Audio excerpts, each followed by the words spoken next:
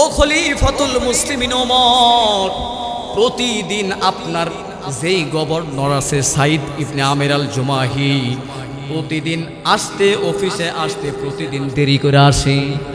আল্লাহর খলিফা তৎক্ষণাৎ সাইদকে জিজ্ঞাসা করলেন, সাইদ এই ঘটনা কি সত্য? বলে হ্যাঁ। বলে কেন তুমি দেরি করে আসো? তোমার জন্য সাধারণ মানুষগুলো সিরিয়াল ধরে বসে থাকে। যেমন দেখবেন ইউনিয়ন বোর্ডে, যেমন যেখানে ইউনিয়ন বোর্ড আছে, যেখানে একটা সরকারি অফিস আছে, দেখবেন শুধু সিরিয়াল আর সিরিয়াল, আছে না নাই? ঠিক তেমনি অফিসে মানুষগুলো কষ্ট করে দাঁড়াইয়া থাকে। ও সাইদ বলো, প্রতিদিন তুমি কেন দেরি করে আসো? সাইদ ইবনে আমের আল জুমাহি চোখের পানি ফালাইতেছেন আর বলতেছেন, খলিফাতুল মুসলিমিন ওমর, আল্লাহর জাতের কসম করে বলতেছি, আমাকে হিমসের মধ্যে যেই গভর্নর বানাইয়া দিছেন, ও খলিফা, আমার বাড়িতে যদি আমি ইচ্ছা করতাম দুইজন কাজের লোককে বরাদ্দ করতে পারতাম, কিন্তু আমি আমার নিজের বাড়িতে কাজের লোক একটাও বরাদ্দ করি নাই। আমার বাড়ির যত কাজ আছে সব আমি নিজেই করি, আর আমার স্ত্রী করে। আল্লাহু আকবার জোরে বলে। শুধু তাই না, শুধু তাই না, আমার বাড়িতে যে আমার স্ত্রী রান্না করে, সকাল থেকে ফজরের পর থেকে আমার স্ত্রীকে আমি সাহায্য করি।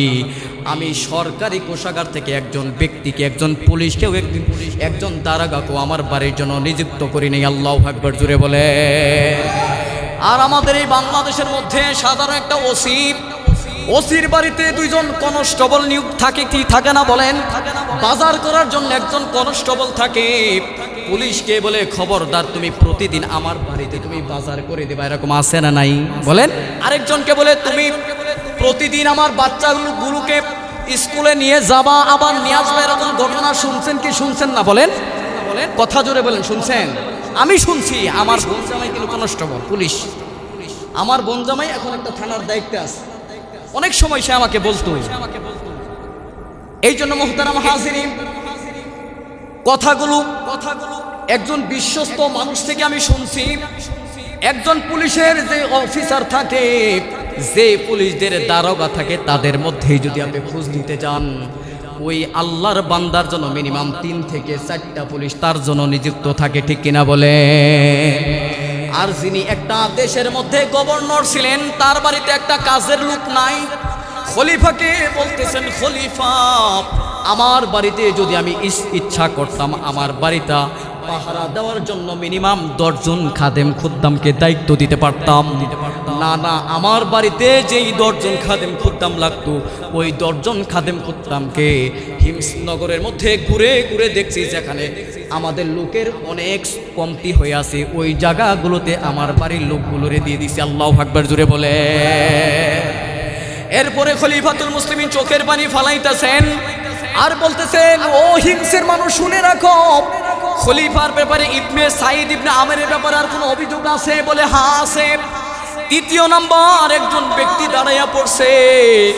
ওই আল্লাহর বান্দা বলতেছেন, খলিফাতুল মুসলিমিন, আমাদের হিমসের মধ্যে যেই ব্যক্তিকে গভর্নর বানাইয়া দিছেন, তিনি একদিন সপ্তাহে অফিসে আসে না।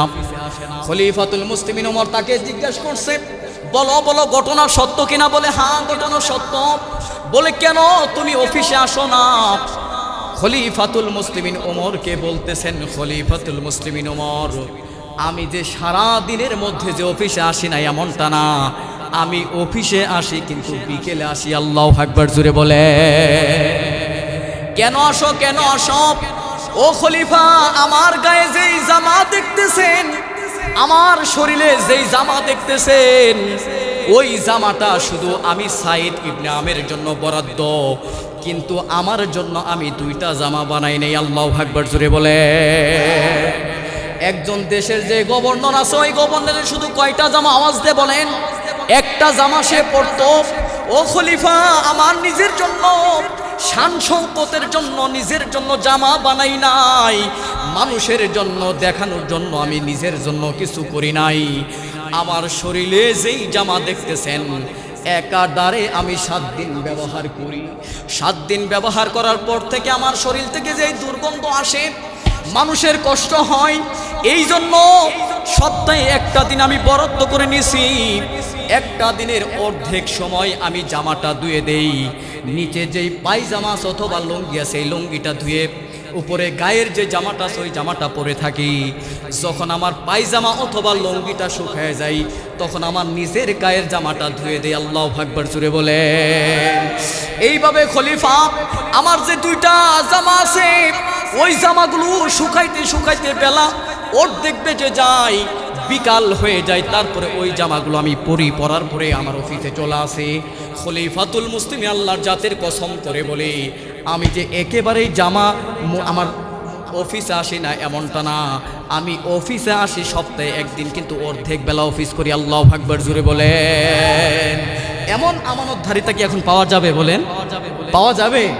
পাওয়া যাবে না, সম্ভব না। একটা জামা একটা দেশের গভর্নর শুধু ব্যবহার করত। আল্লাহু আকবার বলেন। এমন ছিল তারা গভর্নর। চতুর্থ নম্বরে আল্লাহর বান্দাকে জিজ্ঞেস করতেছেন, ও খলিফা, খলিফাতুল মুসলিমিন ওমর তিনি মানুষদেরকে অনেক অসংখ্য মানুষদেরকে জিজ্ঞেস করতেছেন কি ব্যাপার, এর ব্যাপারে কি আরো কোনো অভিযোগ তোমাদের কাছে আছে?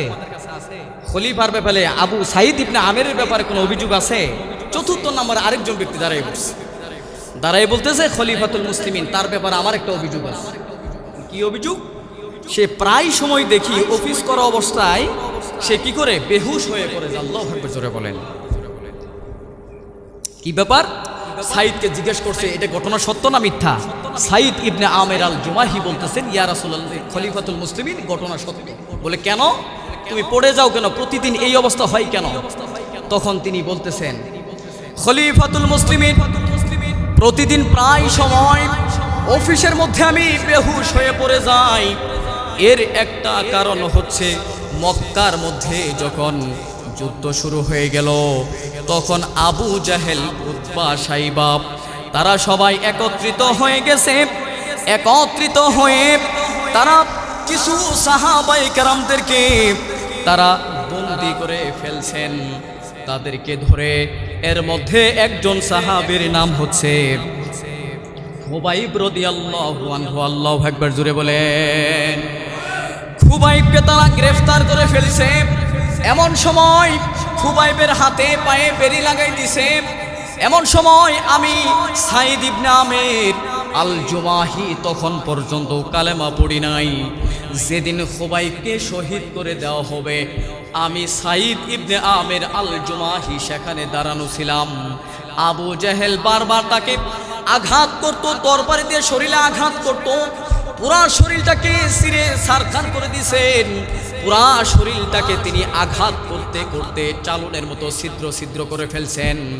আমরা ওই তামাশাগুলো আমি দেখছিলাম, কিন্তু বারবার বলতেছিলেন, খুবাইব শোনো, এই তোমার জায়গাতে যদি মুহাম্মদকে যদি এইভাবে আঘাত করতে করতে ছিদ্র ছিদ্র করে জালের মতো ছিদ্র করে দিতাম তোমার কেমন লাগতো? আল্লাহর জাতের কসম করে বলছেন, আল্লাহর জাতের কসম করে বলি, এর সেই তো যদি আমার নবী মুহাম্মদকে যদি কেউ কষ্ট দিত আমি সাঈদ, আমি খুবাইব রাদিয়াল্লাহু আনহু একটা সেকেন্ডের জন্য সহ্য করতে পারতাম না। আল্লাহু আকবার জোরে বলে। যাদের হৃদয়ে আছে আল্লাহর ভয়, বলেন, যাদের হৃদয়ে আছে আল্লাহর ভয় তারা কবু পথ ভুলে যায় না। সাথে বলেন, যাদের হৃদয়ে আছে আল্লাহর ভয় তারা কবু পথ ভুলে যায় না। আল্লাহর প্রেম ছাড়া এ দুনিয়ায় কারো কাছে কোনো কিছু চাই না।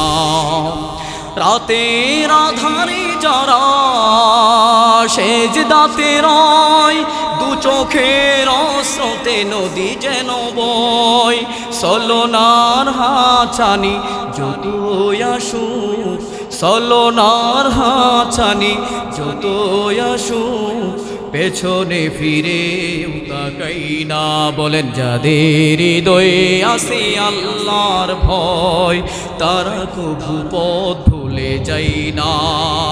লা তুলহিকুম আমওয়ালাকুম ওয়ালা আওলাদাকুম আন যিকরিল্লাহ। আল্লাহু আকবার, জোরে বলে। আল্লাহ রাব্বুল আলামিন পৃথিবীর মানুষদেরকে বলেন, ও পৃথিবীর মানুষ শুনে রাখো, আমি আল্লাহ রাব্বুল আলামিন তোমাদেরকে দুনিয়াতে পাঠাইছি, শুধু খামাখা পাঠাই নাই। আমি আল্লাহ রাব্বুল আলামিন তোমাদেরকে স্মরণ করে দিলাম, লা তুলহিকুম আমওয়ালাকুম ওয়ালা আওলাদাকুম আন যিকরিল্লাহ। আমি আল্লাহ রাব্বুল আলামিন তোমাদেরকে স্মরণ করাই দেই, তোমাদেরকে যে ধন সম্পদ দিছি, সন্তান দিছি, এই সন্তানদের মায়ায় ভালোবাসা পড়ে আমি আল্লাহ রাব্বুল আলামিনকে ভুলে যাইবা না। কারণ তুমি চিন্তা করে দেখবা, ফালা তাকিলুন, আমি আল্লাহ রাব্বুল আলামিন তোমাকে মেধা দিয়েছি, মেধা দিয়ে বিভাগ দিয়েছি, এই বিভাগ দিয়ে তুমি খুঁজে খুঁজে দেখবা আমি আল্লাহ রাব্বুল আলামিন এত সুন্দর সুন্দরগুলো নিয়ামত দিয়েছি। এই নিয়ামতগুলো পাওয়ার পরে আমি রব থেকে তোমরা দূরে যাইবা না। আল্লাহু আকবার, জোরে বলে। অর্থাৎ আল্লাহ তাআলা স্মরণ করাই দেয়, পৃথিবীর মানুষ দুইটা নিয়ামত পাইলে আল্লাহ রবকে, আমি রবকে মানুষ দূরে সরে যায়। এক নাম্বার হচ্ছে তার সম্পদ। বলেন কি এক নাম্বার? কি সম্পদ। দুই নাম্বার হচ্ছে তার সন্তান। দেখবেন মানুষের মাল আর সম্পদ হলে দেখবেন তার নিজের পরিচয়টাই অনেক সময় অনেক মানুষ ভুলে যায়, ঠিক কিনা বলেন? এই জন্য মুহতারাম হাজিরিন, এই জিনিসটা স্মরণ রাখবেন, দুটা জিনিস যদি মানুষে পায় রব থেকে তারা অনেক দূরে চলে যায়। এক নাম্বার হচ্ছে তার মাল, দ্বিতীয় নাম্বার হচ্ছে তার সন্তান। এই দুটা জিনিস যখন মানুষ পায় তখন মানুষের কয়েক দিক দিয়ে তাদের অহমিকা তাদের বেড়ে যায়। এর মধ্যে একটা হলো তাদের অহংকার বেড়ে যায়। যাদের সম্পদ হয় এক নাম্বার দেখবেন তাদের অহংকার বেড়ে যাবে। দ্বিতীয় নাম্বার হচ্ছে গরিব ও দুর্বল মানুষকে তারা মানুষই মনে করে না। তৃতীয় নাম্বার হচ্ছে তাদের ক্ষমতা তারা অপব্যবহার করা শুরু করে দেয়, ঠিক কিনা বলেন? চতুর্থ নাম্বার হচ্ছে মানুষের হক নষ্ট করতে দ্বিধাবোধ করে না। পঞ্চম নাম্বার হচ্ছে তারা আত্মীয় স্বজনের তারা খোঁজ খবর রাখে না, অর্থাৎ আত্মীয় স্বজনের সাথে সম্পর্ক নষ্ট করে ফেলে। এরকম আছে না নাই? ছয় নাম্বার হচ্ছে দুনিয়ার প্রতি তাদের লোভ লালসা আরো বৃদ্ধি পেতে থাকে। নাউজুবিল্লাহ বলেন। এরকম অনেক প্রকার আছে। এর মধ্যে 7 নাম্বার প্রকার হচ্ছে তারা আখিরাতকে তারা ভুলে যায়। যখন আখিরাতকে ভুলে যায় তখন তারা দুনিয়ার যত অপকর্ম আছে সব ধরনের অপকর্ম তাদের দ্বারা করা সম্ভব হয়ে যায়। নাউজুবিল্লাহ বলেন। এই জন্য মুহতারাম হাজিরিন, সাহাবায়ে কেরামের যুগে সাহাবায়ে কেরাম নিজের দুনিয়াকে জিন্দেগিকে এমন ভাবে দূরে সরাইয়া দিছেন, সাহাবায়ে কেরাম এই দুনিয়ার জিন্দেগিকে জিন্দেগি মনে করে নেয়। আল্লাহু আকবার, জোরে বলে। সাহাবায়ে কেরামদের মধ্যে বহু সাহাবায়ে কেরাম তারা ক্ষমতা পেয়েছিলেন, তারা অনেক বড় ক্ষমতা পেয়েছিলেন। এর মধ্যে একজন সাহাবীর নাম হচ্ছে খলিফাতুল মুসলিমিন ওমর ফারুক রাদিয়াল্লাহু আনহু। আল্লাহু আকবার বলে। খলিফাতুল মুসলিমিন ওমর এমন ক্ষমতা পেয়েছিলেন, শুধু একটা বাংলাদেশের সরকার ছিলেন না, গোটা পৃথিবীকে যদি আপনি অর্ধেক ভাগ করেন, গোটা পৃথিবীর অর্ধেক জায়গার তিনি সরকার ছিলেন। আল্লাহু আকবার, জোরে বলে। খলিফাতুল মুসলিমিন ওমর তার নিজের জিন্দেগি এমন সাদা সিধা ছিল, নিজে কখনো তাকাব্বুরি দেখান নাই, কখনো সম্পদের কোনো অহংকার দেখেন নাই। এমন খলিফাতুল মুসলিমিন ওমর ফারুক রাদিয়াল্লাহু আনহু গোটা পৃথিবীর অর্ধেক পৃথিবীকে তিনি শাসন করেছেন। আল্লাহু আকবার, জোরে বলে। খলিফাতুল মুসলিমিন ওমর ওই জমানার মধ্যে একটা হিমস নামে শহর ছিল, ওই শহরকে তিনি পরিচালনা করবেন। হিমস নামে ওই শহরটা পরিচালনা করার জন্য খলিফাতুল মুসলিমিন ওমর ফারুক রাদিয়াল্লাহু আনহু তিনি খুঁজে খুঁজে খুঁজে খুঁজে তিনি দেখতেছেন কোথায় একজন ভালো গভর্নর পাওয়া যায়, আপনারা অনেকেই জানেন যে টাকা আছে বাংলাদেশের, টাকার মধ্যে গভর্নর সাহেব যদি সাইন না দেয় ওই টাকা বাংলাদেশে চলবে না, ঠিক কিনা বলে? একটা টাকার মধ্যে যদি গভর্নর যদি সাইন না দেয় তাহলে ওই টাকা চলবে না। তাহলে একটা গভর্নরের ক্ষমতা আছে না? খলিফাতুল মুসলিমিন চিন্তা করলেন একজন গভর্নরের দরকার। ওই গভর্নরটা হবে হিমসনগরের জন্য। হিমস নামে একটা শহর ছিলেন, ওই শহরের মধ্যে খলিফাতুল মুসলিমিন ওমর একজন আমানতদারী একজন সরকার নিযুক্ত করবেন, গভর্নর নিযুক্ত করবেন। খুঁজতে খুঁজতে একজন আল্লাহর বান্দা পেয়ে গেছেন যার ভিতরে অনেক আমানতধারী, যিনি সব সময় আল্লাহর তসবিহ গুণগান গায়। এমন একজন ব্যক্তি পেয়ে গেলেন যার নাম হচ্ছে সাইদ ইবনে আমের আল জুমাহির। আল্লাহু আকবার, জোরে বলে। সাইদ ইবনে আমের আল জুমাহি তিনাকে হিমসের জন্য গভর্নর হিসাবে পাঠাইয়া দিছেন। এমন একজন গভর্নর হিমস শহরে চলে গেছেন। ওই গভর্নর তিনি পুরা দেশকে পরিচালনা করতেছেন, এমন আমানতের সাথে তিনি দেশ পরিচালনা করতেছেন। খলিফাতুল মুসলিমিন উমর কিছুদিন পরে হিমস থেকে একজন কাফেলা আসছে খলিফার কাছে। ও খলিফাতুল মুসলিমিন, হিমসের মধ্যে এমন অভাব অনাটন চলতেছেন যার কারণে হিমসের কিছু মানুষ দিনের পর দিন না খাইয়া আসা। শুধু তাই না, তারা একবেলা খাবার খায় অপর বেলা খাবার পায় না। ও খলিফাতুল মুসলিমিন ওমর, আমাদের হিমসের জন্য আপনার যে সরকারি কোষাগারে কিছু টাকা আছে, ওই টাকা থেকে যদি আমাদের হিমসের জন্য কিছু বরাদ্দ দিতেন তাহলে হিমসের মানুষগুলো 1-2 বেলা আহার খাইয়া বাঁচতে পারত। আল্লাহু আকবার, জোরে বলে। খলিফাতুল মুসলিমিন ওমর ওই কাফেলার আমির সাহেবকে বলে দিয়েছেন, ও আমির, যে জিম্মাদারকে দাঁড়াও। জিম্মাদার সাহেব দাঁড়াইয়া পড়ছেন। জিম্মাদারকে আমিরকে বলে দিতেছেন, আমির শোনো, আমাদের সরকারি কোষাগার থেকে যদি আমরা কিছু আর্থিক সহযোগিতা করি তাহলে একটা সিস্টেমের মাধ্যমে করতে হবে, ঠিক কিনা বলেন? এলাকার মধ্যে যদি কোনো গরিব লোক থাকে, সরকারি কোষাগার থেকে যদি আপনারা বরাদ্দ আনতে চান, মসজিদ মাদ্রাসার জন্য যদি কোনো বরাদ্দ আনতে চান তাহলে সর্বপ্রথম একটা দরখাস্ত লিখতে হয়, ঠিক কিনা বলেন? ওই ব্যক্তির নাম সবকিছু ডিটেল সবকিছু দিতে হয়। ঠিক তেমনি খলিফাতুল মুসলিমিন ওমর এমন একটা লিস্ট চাইছেন। আমির সাহেবের কাছে বললেন, আমির, তোমাদের যে হিমসের মধ্যে যারা অভাব অনাটনে সময় কাটাইতেছেন এমন কিছু ব্যক্তিদের আমার কাছে লিস্ট দিয়ে দাও। আল্লাহু আকবার, জোরে বলে। 1-2 এমন করে 100 জনের একটা তালিকা বানাইছেন। ওই তালিকার মধ্যে 1 নম্বর যেই নামটা ছিল, ওই নামটা হচ্ছে যিনি ওই জমানার মধ্যে হিম শহরের মধ্যে যিনি গভর্নর ছিলেন, সাইদ ইবনে আমের আল জুমাহির। আল্লাহু আকবার, জোরে বলে। খলিফাতুল মুসলিমিন ওমর এমন একটা তালিকা পাওয়ার পরে খলিফাতুল মুসলিমিন চোখের পানি ফালাইয়া ফালাইয়া কান্না করতেছেন। জিনাকে আমি একটা হিমসের মধ্যে, হিমস নগরের মধ্যে গভর্নর হিসাবে বানাই দিছি। এই গভর্নরের ঘরে নাকি খাবার নাই।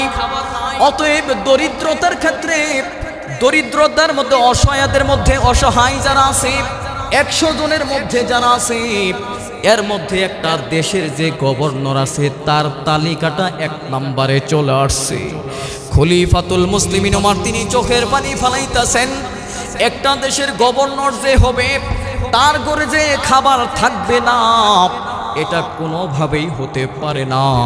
খলিফাতুল মুসলিমিন উমর ফারুক রাদিয়াল্লাহু আনহু তিনি কিছু হাদিয়া, দিনার, দিরহাম একটা দুধের মাধ্যমে পাঠাইয়া দিছেন, ভাই ওই অমুক এলাকায় হিম শহরে চলে যাইবা।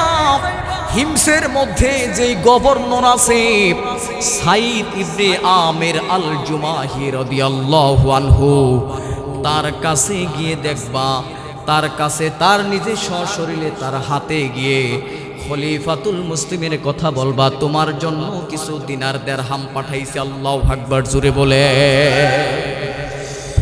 হিমসনগরে যেই বাদশা ছিল, গভর্নর ছিল সাইদ ইবনে আমের আল জুমাহি, তার কাছে যখন কিছু দিনার দিরহাম নিয়ে গেছে, ওই আল্লাহর বান্দা দিনার দিরহামগুলো হাতে নিছেন আর বলতেছেন, বলো এর ভিতরে কি আছে?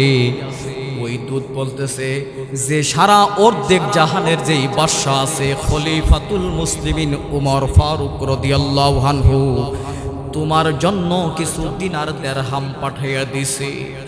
আল্লাহর বান্দা সাইদ ইবনে আমের আল জুমাহি অনেকগুলো স্বর্ণ মুদ্রার দিনার দেখে তিনি ইন্না লিল্লাহি পড়তেছেন। তখন ওই আল্লাহর বান্দা জিজ্ঞেস করতেছেন, মানুষ তো হাদিয়া উপঢৌকন পেলে মানুষ আনন্দে উদ্ভাসিত হতে থাকে, আনন্দ পেতে থাকে। ও গভর্নর শোনো, ও হিমসের গভর্নর শোনেন, আপনাকে যে আমি একটা সরকারের পক্ষ থেকে কিছু দিনার দিরহাম হাদিয়া দিয়ে দিলাম, আপনি এই দিনার দিরহামগুলো দেখার পরে আপনি কেন ইন্না লিল্লাহ পড়লেন? এদিকে জোরে সুরে এই আওয়াজ শুনে তার বিবি সাইদ ইবনে আমের আল জুমাহিরের বিবি ঘর থেকে বের হয়ে আসো, স্বামী আপনি ইন্না লিল্লাহ কেন পড়ছেন? লিমাযা কেন পড়ছেন? খলিফাতুল মুসলিমিন সাইদ ইবনে আমের আল জুমাহির স্ত্রী জোরে সুরে বলতেছেন, বালিল আমরু আজামু মিন যালিক। আল্লাহু আকবার জোরে বলে। খলিফাতুল মুসলিমিন ওমর রাদিয়াল্লাহু আনহু যেই হাদিয়া উপঢৌকন পাঠাইছেন, ওই উপঢৌকন দেখার পরে তিনি ইন্না লিল্লাহি ওয়া ইন্না ইলাইহি রাজিউন পড়ার সাথে সাথে বিবি বলতেছেন, হাল কুতিলা ওমর, ও স্বামী, আমার প্রাণপ্রিয় স্বামী, আপনি ইন্না লিল্লাহ পড়ছেন কেন? এই দেশের যে বাদশা আছে খলিফাতুল মুসলিমিন ওমর, তিনি কি দুনিয়া থেকে চলে গেছে, এর জন্য কি আপনি ইন্না লিল্লাহ পড়ছেন?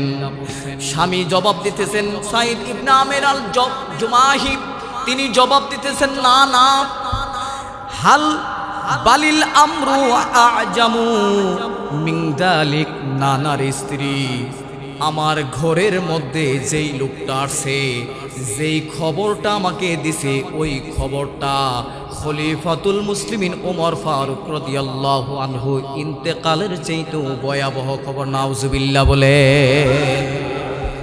এইভাবে তাকে বারবার জিজ্ঞেস করতেছেন, ও খলিফাতুল মুসলিমিন ওমর ফারুক রাদিয়াল্লাহু আনহু কি এমন খবর পাঠাইছেন? স্ত্রী বারবার কান্না করতেছেন, তাহলে কি হাল কুতিলাল মুসলিমুনা ফিল মাআরিজ, আপনি বলেন তাহলে যেই কাফেলাটা যুদ্ধের ময়দানে অংশগ্রহণ করছে, ওই কাফেলারা সবাই কি শহীদ হয়ে গেছে? খলিফাতুল মুসলিমিন ওমর ফারুক রাদিয়াল্লাহু আনহুর যেই জিম্মাদার ছিলেন সাইদ ইবনে আমের আল জুমাহি চোখের পানি ফালাইতেছেন, বিবি শুনো, যেই ঘটনাগুলো তুমি বলতেছো ওই কথার সেই তো এটা ভয়ঙ্কর খবর। তখন সাইদ ইবনে আমের আল জুমাহি বলতেছেন, স্ত্রী শোনো, আমার ঘরের মধ্যে যেই খবর নিয়ে আসছে, যেই বার্তাগুলো আমার কাছে নিয়ে আসছে, এটা সবচেয়ে ভয়ঙ্কর হলো উদখিলাত আলাইয়া দুনিয়া। আল্লাহু আকবার জোরে বলে। বিবিকে বলতেছেন, কান্না করতেছেন আর বলতেছেন, বিবি শোনো, আমার ঘরে যেই লোকটা আসছে আমাকে খবর দেওয়ার জন্য, এমন একটা খবর নিয়ে আসছে, যেই খবর শুনে আমি নিজেই পেরেশানিতে পড়ে গেছি। আমার ঘরের মধ্যে সে সুসংবাদ আনে নাই, সে দুঃসংবাদ আনছে। আমার ঘরের মধ্যে সে দুনিয়া আনছে। এই দুনিয়া আমার ঘরের মধ্যে যদি ঢুকে যাই, আমি সাইদ ইবনে আমের আল জুমাহি নিজেই ধ্বংস হয়ে যাব, এই আশঙ্কা করতেছি। আল্লাহু আকবার জোরে বলে। দেখেন সাইদ ইবনে আমের আল জুমাহির এই ঘটনাগুলো, যেই দূত এই চিঠিটা হাতিয়াকে সহ সাইদের কাছে নিয়ে গেছিলেন, ওই আল্লাহর বান্দা খলিফাতুল মুসলিমিন ওমরের কাছে গেছেন। ওমর রাদিয়াল্লাহু আনহু জিজ্ঞাসা করলেন, ও দুধ শোনো, সাইদের কাছে কি হাদিয়াটা পৌঁছাইয়া দিছ? তিনি বলতেছেন, ও খলিফা শুনেন, কেমন ব্যক্তিকে আপনি গভর্নর বানাইয়া দিছেন, যেমন আল্লাহওয়ালা যেই হাদিয়া উপঢৌকন আপনি আমার কাছে পাঠাইয়া দিছেন, ওই হাদিয়া পাওয়ার সাথে সাথে সে ইন্না লিল্লাহ জোরে সুরে আওয়াজ দিয়ে বলা শুরু করে দিছে, আল্লাহু আকবার জোরে বলে। কেমন বাদশা, কেমন গভর্নর ছিলেন, কেমন ব্যক্তিত্ব আপনি গভর্নর বানাইয়া দিছেন, এমন একজন ব্যক্তি হাজারের মধ্যেও পাওয়া যাবে না। খলিফাতুল মুসলিমিন ওমর তাকে জিজ্ঞাসা করছে, কি ব্যাপার, কি হয়েছে, ঘটনা খুলে বলো।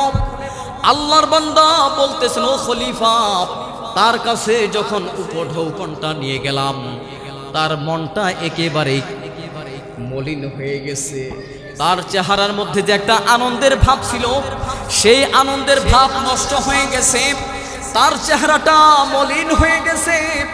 আপনার পক্ষ থেকে যে হাদিয়াগুলো পাঠাইছিলেন, ওই হাদিয়াগুলো আমার চোখের সামনে সাথে সাথেই ওই হিমসের মধ্যে যারা গরিব ছিল, যারা অসহায় ছিল, ওই অসহায়দের মধ্যে তৎক্ষণাৎ বিলীন করে দিয়েছে। আল্লাহু আকবার জুড়ে বলে। কেমন পাশা ছিলেন দেখেন, নিজের ঘরে একবেলা খাবার পায় না, কিন্তু ওই হাদিয়াগুলো তিনি নিজের চোখের সামনে উনি চিন্তা করছে, এই হাদিয়াগুলো যদি আমার ঘরে গ্রহণ করি, তাহলে আমি এই পরকাল থেকে আমি দূরে সরে যাব। এই ভয়ের কারণে যে হাদিয়া ছিল, ওই জমানার মধ্যে যে অসহায় দরিদ্র গরিব ছিল, তার চোখের সামনে সব হাদিয়াগুলো তিনি বিলীন করে দিলেন। আল্লাহু আকবার জোরে বলে। তারা দেশ শাসন করেছেন, পুরো একটা দেশের পৃথিবীর একটা সাইড তাকে গভর্নর হিসাবে পাঠাইছেন। একটা গভর্নরের ক্ষমতা কি, এটা তো আপনারা সবাই জানেন। যেই টাকার মধ্যে তার সাইন ছাড়া ওই টাকা অচল, ঠিক কিনা বলেন? এমন একটা গভর্নর ছিল, কিন্তু ওই গভর্নরের ঘরে খাবার ছিল না। কত আমানতের সাথে তারা দেশ পরিচালনা করছেন। খলিফাতুল মুসলিমিন ওমরের কাছে সব ঘটনা খুলে বললেন। তখন খলিফাতুল মুসলিমিন ওমর চিন্তা করলেন যে এমন একজন আমানতধারী গভর্নরকে আমার দেখা দরকার, তার খোঁজ খবর নেওয়া দরকার, ঠিক কিনা বলেন? সে ইতিহাস ক্রস করছে না বলেন? আমাদের যদি সরকারের পক্ষ থেকে আমাদের মসজিদে বরাদ্দ আসে, বলেন আমরা মুসল্লিরা সবাই খুশি হব কি হব না? আর ব্যক্তিগতভাবে এই চনপাড়াতে যদি কোনো সরকারের পক্ষ থেকে কোনো অবদান সরাসরি ওই ব্যক্তির কাছে আসে, সে ছবি উঠাইবে, তারেক সাহেবের সাথে ছবি উঠাইবে, উঠাইয়া দেখবেন আপনাদের চনপাড়াতে 3 রাস্তার মোড়ে এটা ঝুলাই রাখবে। কি কি ব্যাপার? তারেক রহমানের সাথে পক্ষ থেকে সরাসরি আমাকে হাদিয়া দিছে, ঠিক কিনা বলেন? আমাকে কিছু উপহার উপঢৌকন দিছে। এই আনন্দে সে আত্মসারা হয়ে যাবে। কিন্তু ওই জমানার গভর্নরের পক্ষ থেকে, যিনি বাদশাহ ছিল, বাদশার পক্ষ থেকে যেই হাদিয়াগুলো আসছে, তিনি ওই হাদিয়া গ্রহণ না করে উনি আরো কষ্ট পাইছে। আল্লাহু আকবার জোরে বলেন। কেমন বাদশাহ ছিল, তারা কেমন ভাবে দেশ পরিচালনা করছে। খলিফাতুল মুসলিমিন ওমর সিদ্ধান্ত নিয়ে নিলেন, গভর্নরের সাথে দেখা করার জন্য যাবে, হিমস শহরে যাবে। এই খবরটা দূতের কাছে পৌঁছাইয়া দিয়েছেন।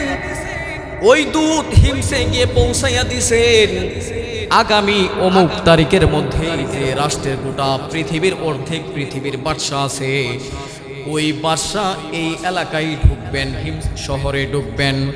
শুধু তাই না, বড় আকারের সেমিনার তৈরি করতে বলছেন। এই সেমিনারের মধ্যে প্রধান অতিথি হিসাবে থাকবেন খলিফাতুল মুসলিমিন ওমর।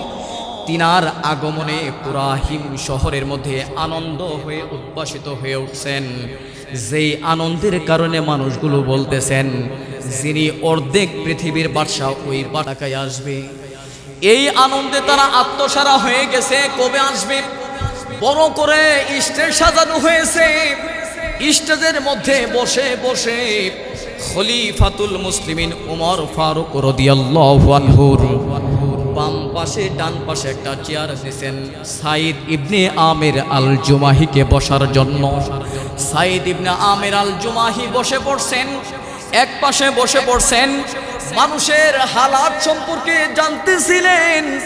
এমন সময় গোটা হিম শহরের মানুষগুলোকে প্রশ্ন করছেন, ও হিমসের মানুষগুলো শোনো, তোমাদের কাছে যে আমি একজন গভর্নর হিসাবে পাঠাইলাম, সাইদ ইবনে আমের আল জুমাহিকে পাঠাইলাম।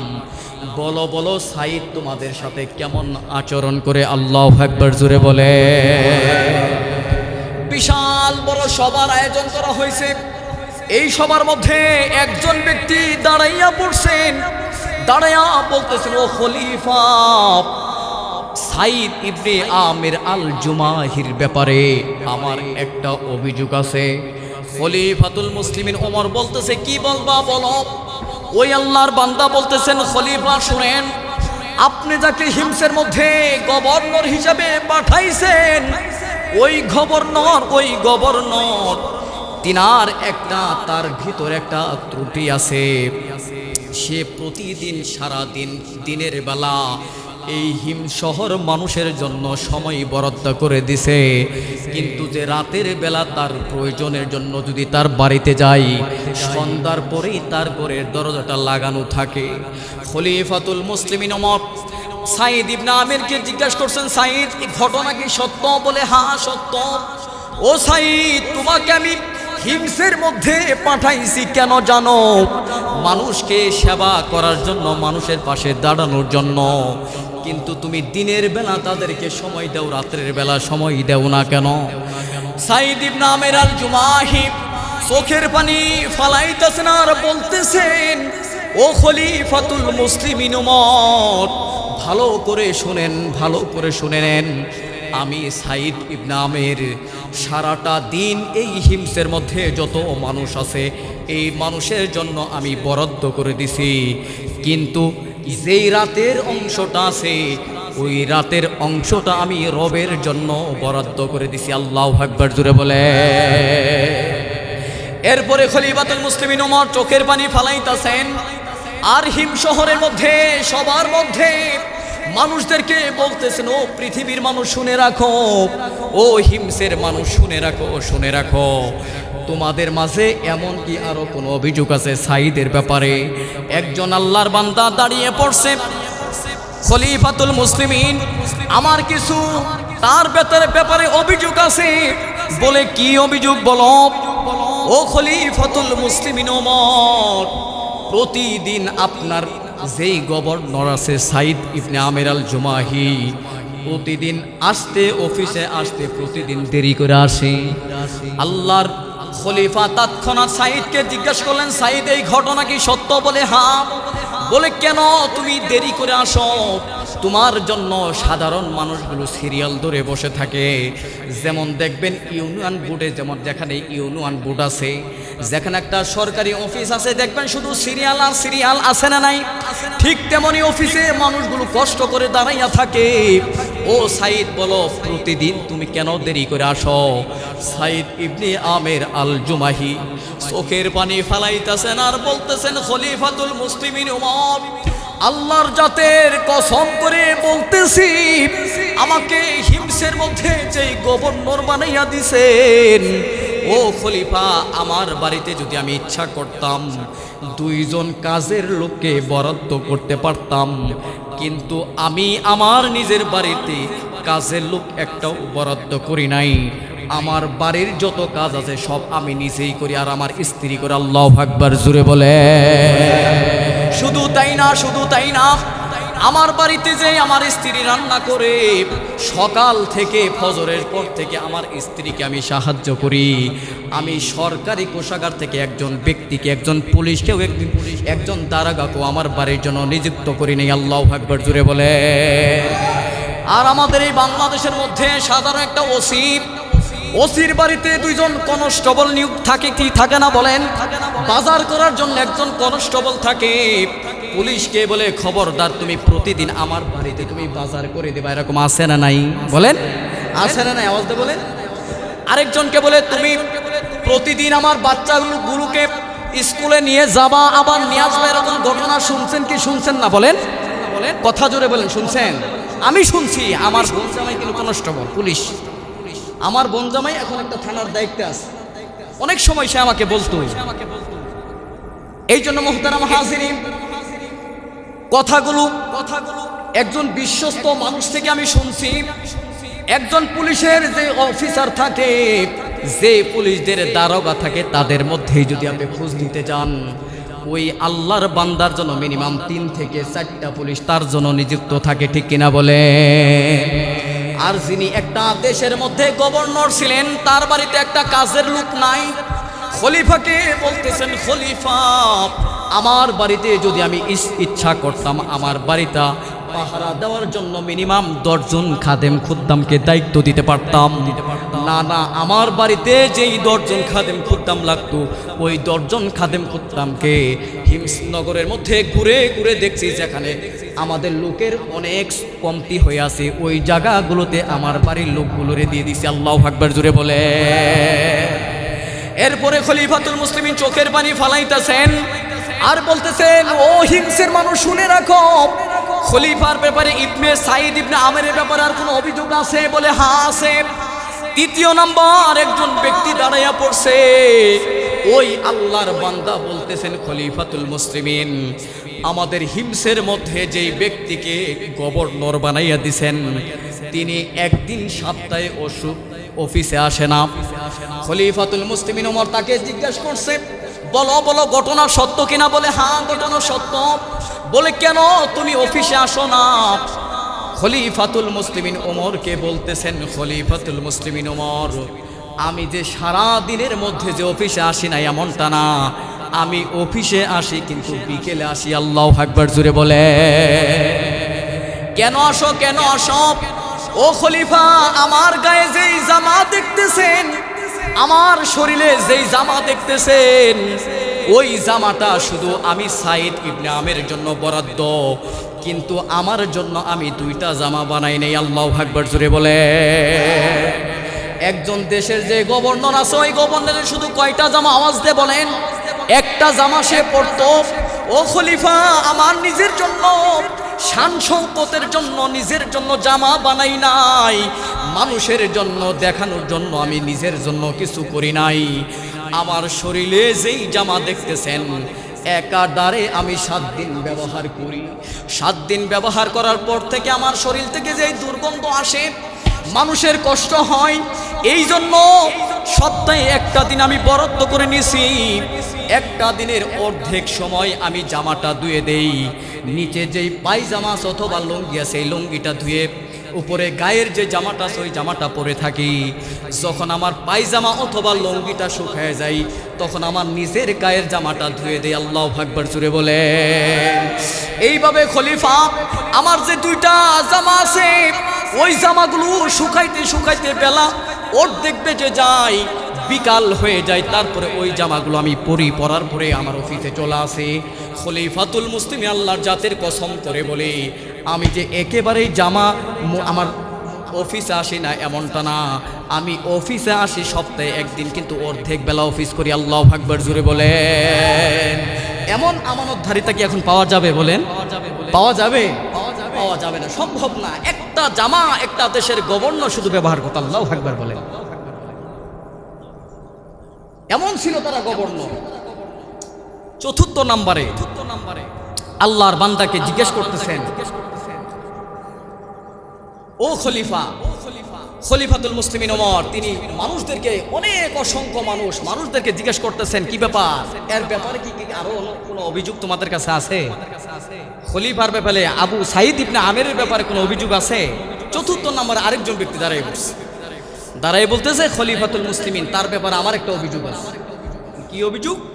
সে প্রায় সময় দেখি অফিস করা অবস্থায় সে কি করে বেহুশ হয়ে পড়ে যায়। আল্লাহু আকবার জোরে বলেন। কি ব্যাপার? সাইদকে জিজ্ঞেস করছে, এটা ঘটনা সত্য না মিথ্যা? সাইদ ইবনে আমের আল জুমাহি বলতেছেন, ইয়া রাসূলুল্লাহ, খলিফাতুল মুসলিমিন ঘটনা সত্য। বলে কেন? তুমি পড়ে যাও কেন? প্রতিদিন এই অবস্থা হয় কেন? তখন তিনি বলতেছেন, খলিফাতুল মুসলিমিন প্রতিদিন প্রায় সময় অফিসের মধ্যে আমি বেহুশ হয়ে পড়ে যাই। এর একটা কারণ হচ্ছে, মক্কার মধ্যে যখন যুদ্ধ শুরু হয়ে গেল, তখন আবু জাহেল, উতবা, সাইবা তারা সবাই একত্রিত হয়ে গেছে। একত্রিত হয়ে তারা কিছু সাহাবায়ে কেরামদেরকে তারা বন্দী করে ফেলছেন। তাদেরকে ধরে এর মধ্যে একজন সাহাবীর নাম হচ্ছে খুবাইব রাদিয়াল্লাহু আনহু। আল্লাহু আকবার জোরে বলেন। খুবাইবকে তারা গ্রেফতার করে ফেলছে। এমন সময় খুবাইবের হাতে পায়ে বেড়ি লাগাই দিছে। এমন সময় আমি সাইদ ইবনে আমের আল জুমাহি তখন পর্যন্ত কালেমা পড়ি নাই। যেদিন খুবাইবকে শহীদ করে দেওয়া হবে, আমি সাইদ ইবনে আমের আল জুমাহি সেখানে দাঁড়ানো ছিলাম। আবু জাহেল বারবার তাকে আঘাত করত, তরবারি দিয়ে শরীরে আঘাত করত। পুরা শরীরটাকে ছিঁড়ে ছারখার করে দিয়েছেন। পুরা শরীরটাকে তিনি আঘাত করতে করতে চালনের মতো ছিদ্র ছিদ্র করে ফেলছেন। আমরা ওই তামাশাগুলো আমি দেখছিলাম, কিন্তু বারবার বলতেছিলেন, খুবাইব শোনো, এই তোমার জায়গাতে যদি মোহাম্মদকে যদি এইভাবে আঘাত করতে করতে ছিদ্র ছিদ্র করে জালের মতো ছিদ্র করে দিতাম, তোমার কেমন লাগতো? আল্লাহর জাতের কসম করে বলছেন, আল্লাহর জাতের কসম করে বলি, এর সেই তো যদি আমার নবী মুহাম্মদকে যদি কেউ কষ্ট দিত, আমি সাইদ, আমি খুবাইব রাদিয়াল্লাহু আনহু একটা সেকেন্ডের জন্য সহ্য করতে পারতাম না। আল্লাহু আকবার জোরে বলে। খুবাইব রাদিয়াল্লাহু আনহুর এই দৃশ্যটা দেখে নিজেকে কন্ট্রোল করতে পারি না। এখন কালেমা পড়ছি, আমার রব যদি আমাকে জিজ্ঞাসা করে, ও সাইদ শোনো, তোমার সামনে ওই মক্কা জমিনের মধ্যে খুবাইবকে যেইভাবে আঘাত করে করে দুনিয়া থেকে বিদায় করে দেওয়া হয়েছে, তুমি কেন একটাবারের জন্য তাদেরকে নিষেধ করলা না? এই দৃশ্যগুলো যদি আমি সাইদ ইবনে আমেরের চোখে পড়ে যাই, যখন আমার মনে পড়ে যাই, তখন আমি নিজে থেকেই আমি বেহুশ হয়ে পড়ে যাই। আল্লাহু আকবার জোরে বলেন। ও খলিফাতুল মুসলিমিন ওমর শোনেন, এই ঘটনাগুলো যখন আমার মনে পড়ে যায়, খুবাইবকে কিভাবে শহীদ করে দিয়েছেন আবু জাহেল, উতবা, সাইবা, মুগিরা, তারা এমনভাবে আঘাত করেছেন। একজন ছেলেকে শত শত যুবকেরা পাথর মারছেন, আর বারবার বলতেছিলেন, মুহাম্মদকে যদি এইভাবে পাইতাম, তোর মতো মুহাম্মদকে এইভাবে আঘাত করতাম। খুবাইবকে তারপরও তিনি ইমান ছাড়ে না। খুবাইবকে বলে, খুবাইব তোমার কি কোনো চাওয়া পাওয়া আছে? খুবাইব আমাদের কাছে একটা আবদার করেছিলেন, ও খলিফাতুল মুসলিমিন, তাদেরকে আমি বলেছিলাম আমাকে 2 রাকাত নামাজ পড়ার সুযোগ দিয়ে দেন। তারা আমাকে 2 রাকাত নামাজ পড়ার জন্য সুযোগ দিয়ে দিছে, কিন্তু আমি সাইদ ইবনে আমের আল জুমাহি, ওই খুবাইব দেখতেছেন 2 রাকাত নামাজের সময় নিছেন। এমন সময় এত তাড়াহুড়া করে নামাজটা পড়ছেন, নামাজের সালাম ফিরাইয়া ফিরাইয়া কি জানি রবকে বলতেছেন, মিঠি মিঠি হাসতেছেন আর বলতেছেন, রবের সাথে কথা বলতেছেন। এমন সময় আবু জাহেল, উতবা, সাইবা তাকে দুনিয়া থেকে বিদায় করে দিবে।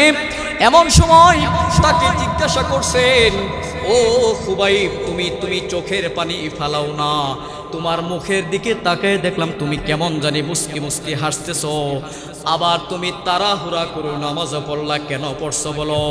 খুবাইব রাদিয়াল্লাহু আনহু এখানে আমরা দাঁড়ানো ছিলাম, তিনি বলতেছেন, আল্লাহর জাতের কসম করে বলি, তোরা বেঈমান মুশরিক, তোরা যেন ধারণা না করতে পারো যে আমি খুবাইব আমার জীবনের জন্য আমি নামাজ লং টাইম সময় দেরি করছি, এই জীবনকে বাঁচানোর জন্য আমি বহুত পায়তারা করছি। না না, এই জন্য আমার রবকে খুশি করার জন্য 2টা সেজদা করলাম, আর দ্রুত তাড়াহুড়া করে নামাজটা শেষ করে দিলাম, যাতে তোমরা মুশরিক কাফের মনে করতে না পারো খুবাইব তার নিজের জীবনের ভয়ে ভয়ে নামাজের মধ্যে দেরি করছে। আল্লাহু আকবার জোরে বলে। এই জন্য মোহতারাম হাজিরিন, আমরা যে দেখেন রাষ্ট্র পরিচালনা করতেছি, রাষ্ট্র চালাইতেছি, আমরা আমাদের ইতিমের মাল নিয়ে সিনিমিনি খেলা যাবে না। রাষ্ট্রের পক্ষ থেকে যেই খাবারগুলো গরিব দুঃখীদের জন্য বরাদ্দ করা হবে, অবশ্যই প্রঙ্খানুভাবে প্রতিটা গরিবের ঘরে ঘরে ঘরে ঘরে গিয়ে গিয়ে আপনার খাবারগুলো বিলীন করে দিতে হবে, ঠিক কিনা বলে?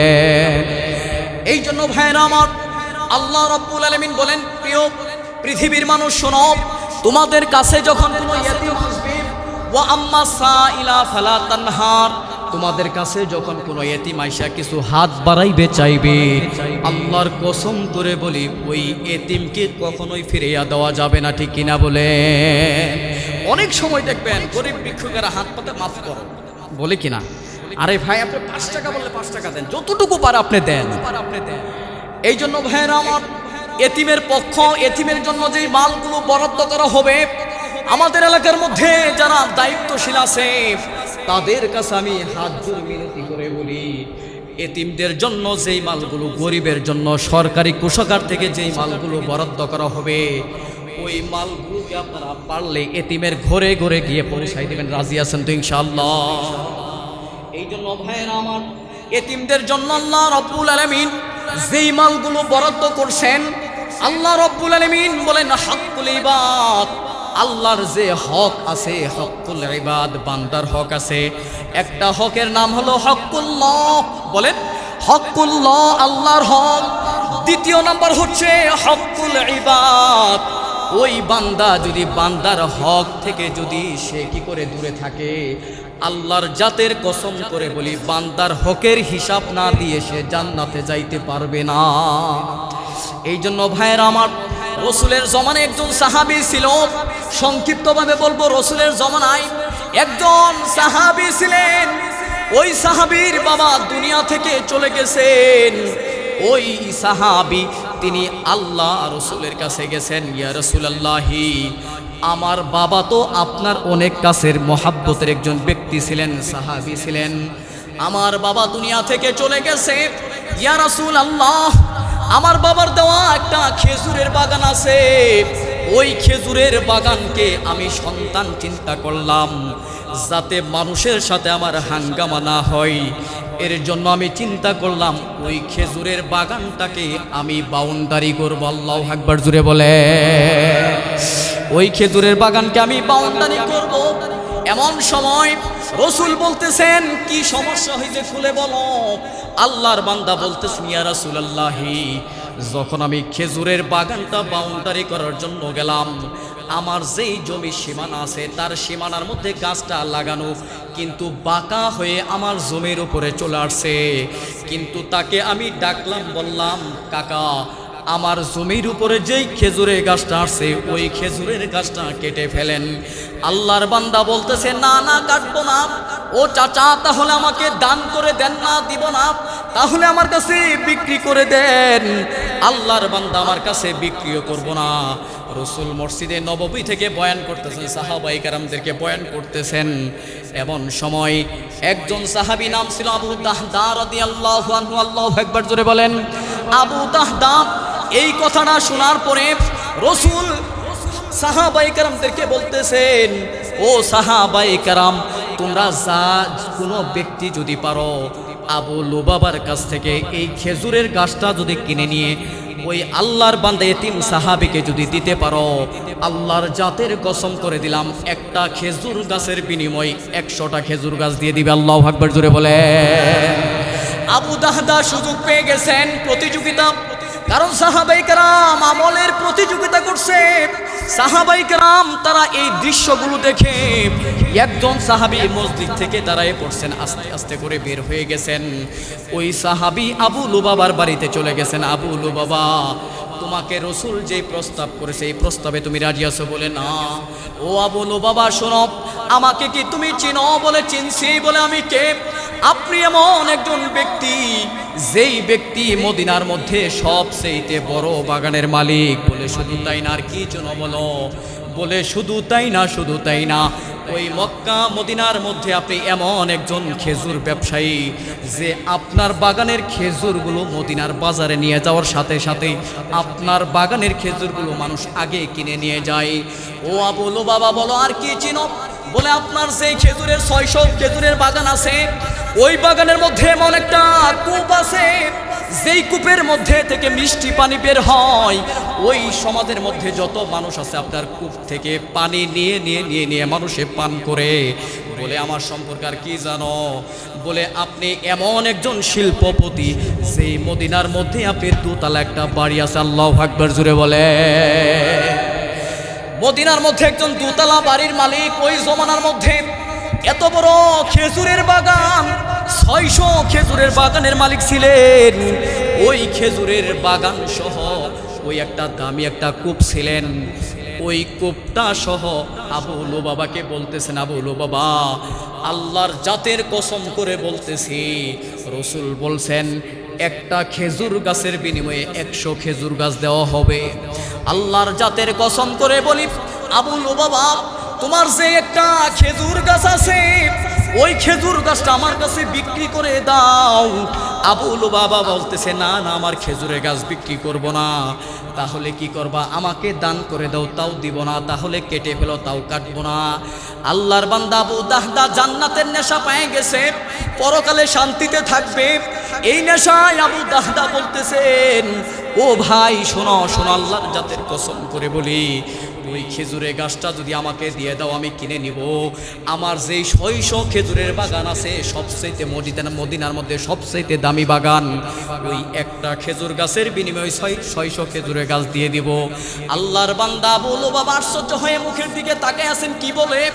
যেই বাগান মদিনার মধ্যে সবচেয়ে দামি বাগান, সবচেয়ে বড় বড় খেজুরের গাছের বাগান, যেই খেজুরগুলো মদিনার শহরে নিয়ে যাওয়ার সাথে সাথেই মানুষ যখন জানতে পারে এটা আবু দাহদার বাগানের খেজুর, মানুষ আর দেরি করে না।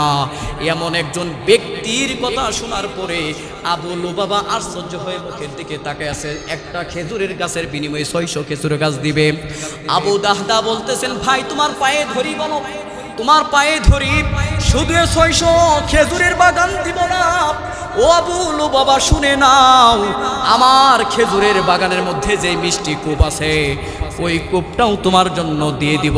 শুধু তাই না, শুধু তাই না, তুমি তো ভালো করেই জানো এই মদিনার মধ্যে আমি শিল্পপতি, এই শিল্পপতির একটা 2 তলা বিল্ডিং আছে, ওই বিল্ডিংটাও তোমাকে দিয়ে দিব। ও আবু লুবাবা, তোমার হাতে দড়ি, পায়ে দড়ি, তারপরেও 600 খেজুরের বাগানের ওসিলাই, একটা কূপের ওসিলাই, 2 তলা একটা বিল্ডিংয়ের ওসিলাই, তোমার একটা খেজুরের গাছ কি দিবা? আবু লুবাবা বলতেছেন, আপনি কি আল্লাহর জাতের কসম খেয়ে বলছেন এই 3টা জিনিস যদি আমাকে দিয়ে দেন, আমি আবু লুবাবা একটা খেজুর গাছ আপনাকে দিয়ে দিলাম? আল্লাহু আকবার, জুড়ে বলে। আবু দাহদা ওই সাহাবীর বাগানে বাড়িতে চলে গেছে, ওই 3 সাহাবীর কাছে চলে গেছে, ও সাহাবী শোনো, তোমার যেই বাউন্ডারির মধ্যে যেই খেজুর গাছ পড়ছে তুমি কেটে ফেলবা, কোনো আপত্তি নাই, ওই খেজুর গাছ তোমাকে দান করে দিলাম। আল্লাহর নবীর কাছে কথা চলে গেছে, আল্লাহর নবী আবু দাহদাকে ডাকছে, আবু দাহদা আসো, তুমি একটা খেজুর গাছের বিনিময়ে এত দামি একটা বাগান কেন দিছ বলো? দামি একটা কূপ কেন দিছ? দামি একটা ঘর 2 তলা বাড়ি কেন দিছ? তুমি থাকবা কোথায়?